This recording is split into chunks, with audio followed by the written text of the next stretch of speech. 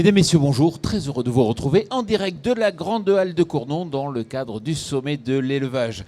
Alors, on va s'intéresser bien sûr aux actions menées par les agriculteurs en du cœur. Et pour cela, j'ai le plaisir d'accueillir Maggie Jourdan. Bonjour. Bonjour. Vous êtes directrice du lycée agricole de Saint-Flour, c'est bien ça, mais qui a plein d'activités. Oui. Je vous les donne ? Oui, les 4. Ok. Donc, dans notre lycée, on forme des jeunes au métier dans le domaine de l'agriculture et beaucoup d'autres choses. Et pour ça, on a des entreprises presque au sein de nos établissements, une exploitation agricole et un atelier technologique de transformation d'aliments, d'où ma présence ici pour le projet. Voilà. À vos côtés, André. Bonjour André Lavillette. Bonjour. Vous êtes artiste, mais vous êtes surtout ici en tant que membre donc, des agriculteurs en du cœur. Oui, c'est bien ça. Vous pouvez me rappeler les agriculteurs en du cœur ? Les agriculteurs du cœur, c'est un groupe fondateur début d'année, donc au mois de février. Donc ils ont lancé l'opération. Bien sûr, il y a d'autres membres qui nous ont rejoints entre-temps. Donc cette initiative qui a pour vocation effectivement de valoriser toutes les externalités positives du secteur agricole. Et c'est de venir aussi en aide à tous ceux qui ont des difficultés, qui sont dans la précarité.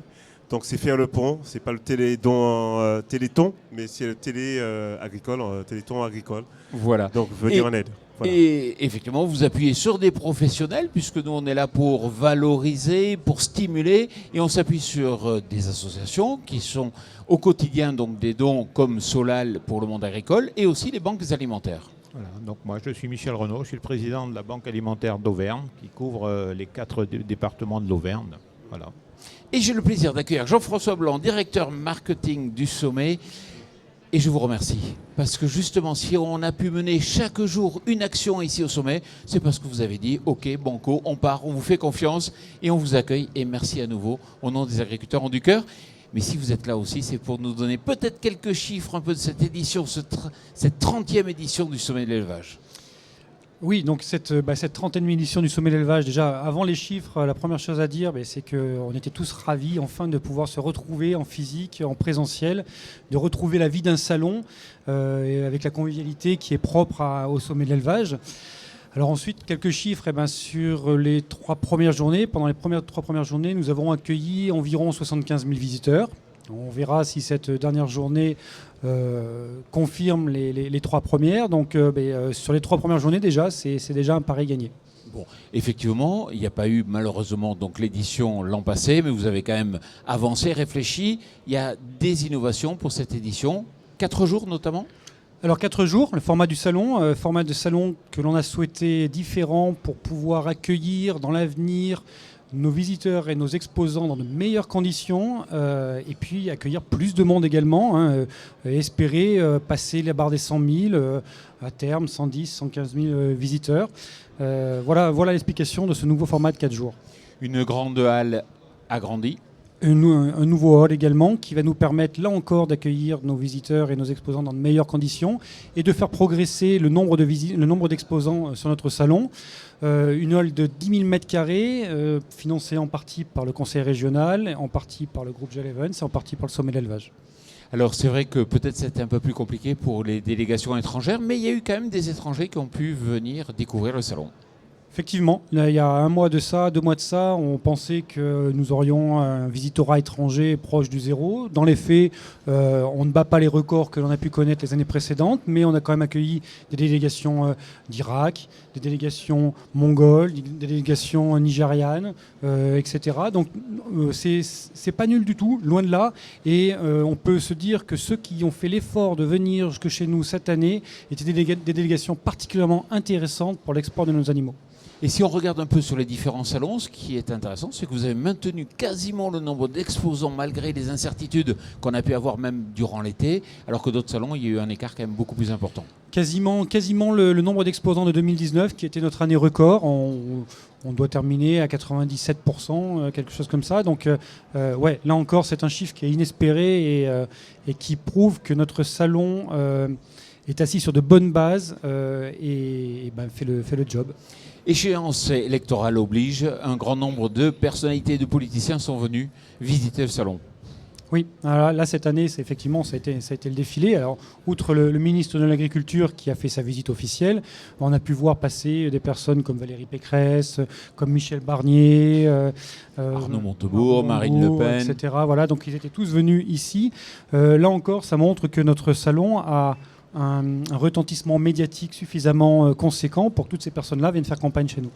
Et moi, ce que j'ai noté, c'est de la convivialité. De la convivialité, on peut le voir encore sur la soirée du jeudi soir, qui est la soirée un petit peu festive du sommet de l'élevage. Tout le monde était content de se retrouver, chanter dans les allées, et ça fait vraiment plaisir. Alors Jean-François, on va vous expliquer un peu la 4e action des agriculteurs ont du cœur, et vous allez nous dire ce que vous en pensez. Michel, on est parti d'un besoin, un besoin bien précis, lequel ? Ouais, le besoin est assez simple à expliquer. En fin de compte, les banques alimentaires, notre fonction, c'est de récupérer de la nourriture auprès des GMS, auprès de différents donateurs. Bien sûr, quand on récupère de la nourriture, la première chose que l'on fait, c'est qu'on doit trier cette nourriture, en particulier quand on parle de produits frais. Donc le premier travail des banques alimentaires, c'est de faire un tri, parce qu'on souhaite toujours donner des produits de qualité aux bénéficiaires. Donc le premier travail, c'est de trier. Et ensuite, une fois qu'on a trié, il nous reste quand même pas mal de fruits, de légumes qu'on souhaiterait éviter de jeter, parce que la deuxième mission des banques alimentaires, c'est aussi une fonction anti-gaspi. On veut d'une part faire de l'aide alimentaire, mais aussi lutter contre le gaspillage alimentaire. Donc on ne voit qu'une solution pour faire ça, c'est d'arriver à transformer ces produits. Alors pour faire simple, on peut dire par exemple des fruits en confiture et puis des légumes en soupe, qu'on pourrait ensuite, et qu'on pourra d'ailleurs, donner à nos bénéficiaires. Alors on a par exemple l'épicerie solidaire sur Clermont-Ferrand pour les étudiants, qui eux-mêmes ont peu de moyens pour faire de la cuisine dans leurs locaux. Donc si on arrivait à fournir des soupes ou des choses comme ça, je crois que ce serait vraiment doublement positif. Par exemple, on vient vous livrer une tonne de pommes, vous pouvez en distribuer peut-être que 500, 700 kilos. Qu'est-ce qu'on fait des 300 kilos qui restent ? Voilà, c'est ça l'idée. Il ne faut pas les perdre. Donc il faut les cuisiner, les transformer, donc vous avez besoin justement d'ateliers et de savoir-faire. Ben oui, c'est ça. Donc l'objectif, effectivement, c'est d'associer toute une chaîne de dons. Donc d'abord les agriculteurs, ensuite d'autres partenaires. Donc nous avons la Banque alimentaire et Solal, notamment, qui est aussi auprès des agriculteurs, qui sont chargés effectivement de récolter les dons. Donc derrière, on a un process dans le principe du marche en avant. Je pense que Madame va pouvoir exprimer davantage de points là-dessus. Donc l'idée, c'est d'avoir effectivement, donc nous avons 4 partenaires clés. Donc nous-mêmes, bien sûr, Banque alimentaire, mais agriculteurs ont du cœur, la Banque alimentaire, la Fédération française des banques alimentaires et la Fédération des entreprises entrepreneurs. À s'associer à ça aussi, bien sûr, des lycées, des structures qui se portent volontaires pour pouvoir faire le travail de transformation. Donc ce processus de transformation prendra les produits qui sont des produits bruts, qui seront transformés en plats cuisinés à destination des publics en difficulté. Donc voilà. Maggie, ça veut dire quelque part, Michel on reprend l'exemple, une tonne de pommes qui arrive, il peut en distribuer que 700 kilos, il lui reste 300 kilos. Est-ce qu'il peut, par une application, par un coup de fil, par un mail à certains acteurs comme vous dire, peut-être qu'après le service de midi ou peut-être dans votre atelier de transformation, est-ce que vous avez la possibilité, dans le cadre d'une responsabilité sociétale, de dire on pourrait consacrer quelques heures à justement mettre en compote donc ce surplus? Oui, c'est ce qu'on fait aujourd'hui avec les produits des agriculteurs directement, puisque notre atelier est en prestation de services pour les agriculteurs. Donc ils viennent s'en servir, ils transforment leur propre production et repartent avec pour la vendre.